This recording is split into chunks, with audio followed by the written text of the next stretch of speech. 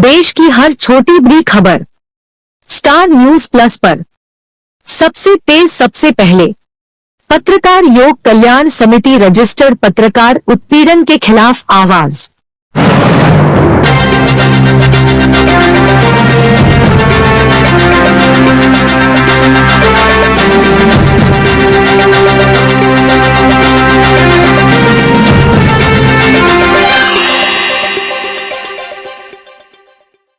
खबर उत्तर प्रदेश के मुरादाबाद से।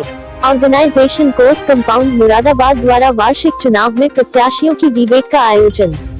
ऑर्गेनाइजेशन कोर्ट कंपाउंड मुरादाबाद द्वारा गत वर्ष की भांति इस वर्ष भी the bar association and library Moradabad के वार्षिक चुनाव में प्रत्याशियों के विचारों से अवगत होने हेतु एक डिबेट का आयोजन IMA भवन मुरादाबाद में कराया गया, जिसमें अध्यक्ष पद, महासचिव पद, वरिष्ठ उपाध्यक्ष पद, कनिष्ठ उपाध्यक्ष पद, कोषाध्यक्ष पद एवं संयुक्त सचिव पद के सभी पदाधिकारियों ने अपने अपने विचार रखे। संस्था के संस्थापक श्री शाकिर अली एडवोकेट ने बताया कि वह इस मंच के माध्यम से the bar association and library Moradabad में साफ सुथरी छवि वाले को एवं अधिवक्ता गण के हित में कार्य करने वाले एवं बार व बेंच के मध्य मधुर संबंध बनाने वाले प्रत्याशियों को बार में चुनकर भेजने की कोशिश करेंगे। अध्यक्ष पद के उम्मीदवार श्री अमीरुल हसन जाफरी, आनंद मोहन गुप्ता, DP सिंह, अशोक सक्सेना, प्रदीप सिन्हा ने अपने विचार रखे तथा महासचिव पद हेतु अशोक कुमार सिंह, अचल कुमार शर्मा, अजय कुमार ठाकुर, विजेंद्र सिंह, दिलीप झा आदि ने अपने विचार रखे एवं अन्य पदों के उम्मीदवारों ने भी अपने अपने विचार रखे। सभा का संचालन शाकिर अली एडवोकेट ने किया तथा संस्था के अन्य सदस्य Rakesh Jauhari advocate, Mohammad Imran advocate, PK Goswami advocate आदि उपस्थित रहे। मुरादाबाद से अनिल सक्सेना की रिपोर्ट।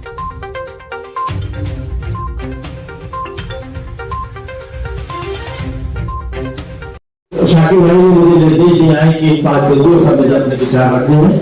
उसके संबंध में सबसे पहले मैं अपने भारतीय संविधान की मैं सम्मान करता हूँ, और अगर मुझे इस परीक्षा में आप सभी लोगों ने मुझे सफल बनाया, मुझे उपयोग कराया, तो मैं निश्चित तौर पे आपसे वादा करता हूं कि मैं संविधान का पूर्ण रूप से पालन करूंगा। जो भी पालन कराने में प्रयास भी करूंगा। मैं उपाध्यक्ष पद का प्रत्याशी हूं।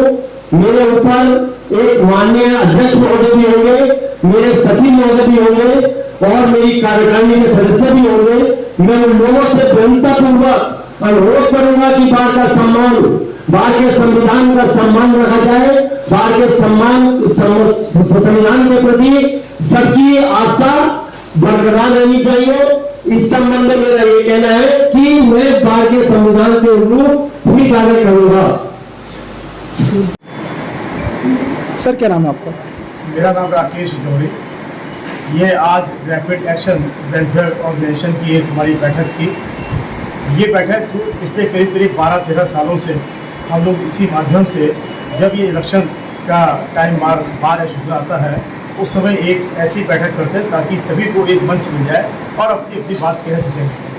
तो सारे उम्मीदवार, करीब 22 उम्मीदवार, इस बार जो 22 पदों के उम्मीदवार थे, जो करीब 62 उम्मीदवार हैं, उन 62 उम्मीदवारों को इसी मंच के माध्यम से यहाँ से अपने विचारों को, अपनी बातों को, अपने वोट मांगने के लिए उनको यहाँ ये मंच प्रोवाइड किया गया।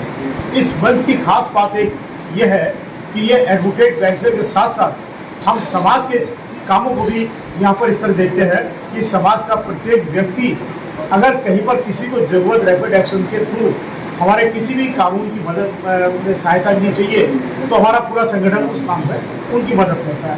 चाहे वो आर्थिक मदद हो, चाहे वो लीगल मदद हो, चाहे उसकी व्यापारिक या किसी और तरह की समस्याएं। तो ये रैपिड एक्शन जो हमारा वेलफेयर ऑर्गेनाइजेशन है, इस ऑर्गेनाइजेशन ने हमेशा इस कचहरी के एडवोकेट के साथ साथ समाज के लोगों की भी मदद की है। आज उसी क्रम में जो आज बैठक थी, जिसे president, secretary, joint secretary, vice president और जूनियर ग्रुप के मेंबर्स ने अपने अपने विचारों को रखा। हमने उन विचारों से पहले उनको एक 5 बिंदुओं का एक लेटर दिया था, जिसमें कहा था कि इस एजेंडे से बाहर आप कोई बात नहीं बोलेंगे। उन सभी ने उस एजेंडे के तहत अपनी बात रखी और सभी ने एडवोकेट्स के हित की बात की। अब देखते हैं आगे इलेक्शन के बाद क्या नतीजा है। Thank you so much. आपका? मैं PK गोस्वामी एडवोकेट, पिछले 25 सालों से क्रिमिनल मैट्रिमोनियल की वकालत जिला कचहरी में कर रहा हूं। सर, आज किस चीज़ की मीटिंग करी गई है? देखिए, ये मीटिंग में एक समुद्र मंथन था, जिसमें इस इलेक्शन के दौर में उस क्रीम को तलाशने की कोशिश की गई और उसे मथा गया कि आने वाले हमारे दीवार एसोसिएशन लाइब्रेरी के जो पदाधिकारी होंगे वो किस तरह के चुने जाएं, उन्हें आईना दिखाने की कोशिश की गई है और उन लोगों को भी आईना दिखाने की कोशिश की गई है कि भूलवश अगर चुने जाओ तो इस फ्रेम में आपको काम करना है, आपका ये क्राइटेरिया होगा और आपको जो गलतफहमियाँ हैं वो गलतफहमियाँ बिल्कुल ना पालते हुए एडवोकेट्स के हित में काम होगा, सोसाइटी के हित में काम होगा, क्योंकि एक एडवोकेट की ये नैतिक और सामाजिक जिम्मेदारी है कि वो अपने लिए ना होकर समाज के लिए काम करता है और पूरे समाज को दिशा और दशा देता है। इसलिए एडवोकेट बहुत अहम रोल होता है, केवल अपने लिए नहीं, समाज के लिए भी, देश के लिए भी, भावी पीढ़ी के लिए बहुत अहम रोल एडवोकेट का होता है। और यहीं से चुनिंदा जो पदाधिकारी होते हैं उनका समाज में एक आईने की तरह होते हैं, जिसे पूरा समाज जिसमें अपना चेहरा देख रहा होता है। तो ये मीटिंग, आज ये मंच इसीलिए बनाया गया था कि उनमें किस तरह से ढूंढा जाए, कैसे बार एसोसिएशन में पदाधिकारियों को चुन के किस एंगल से भेजा जाए और उनमें क्या क्या खूबी होनी चाहिए, इस पर आज की मीटिंग पूरी तरह सफल। सर पद क्या क्या होता है इसमें? हमारी दीवार ये हमारी एडवोकेट ऑनरेबल मेंबर्स हैं टोटल, इसमें कोई पदाधिकारी नहीं होता, सब समक्ष होते हैं, केवल एक संगठन है और सब के सब सदस्य हैं, ना कोई अध्यक्ष है, ना सचिव है, ना महासचिव है, केवल मेंबर है। केवल हमारी advocate rapid action welfare organisation के मेंबर्स ही कहलाते हैं। ठीक है सर। एडवोकेट सर, आज ये बैठक हुई है वकीलों द्वारा, क्या कहना चाहिए आप? देखिए, हमारी एक संस्था है advocate rapid action welfare organisation civil court Moradabad. वो संस्था हर साल बाहर में चुनाव होने वाले प्रत्याशियों की डिबेट कराती है और इस साल भी जो प्रेसिडेंट के प्रत्याशी हैं, जो महासचिव पद के प्रत्याशी हैं, उपाध्यक्ष पद के प्रत्याशी हैं और जॉइंट सेक्रेटरी के प्रत्याशी हैं और हमारे ट्रेजरर के प्रत्याशी हैं, उनको हमने अपनी बात रखने का इस मंच के माध्यम से मौका दिया है। और हर साल की गत वर्षों की भांति इस वर्ष भी हमारी रैपिड एक्शन वेलफेयर ऑर्गेनाइजेशन ने अपने स्वयं के खर्चे से ये प्रोग्राम आयोजित किया है।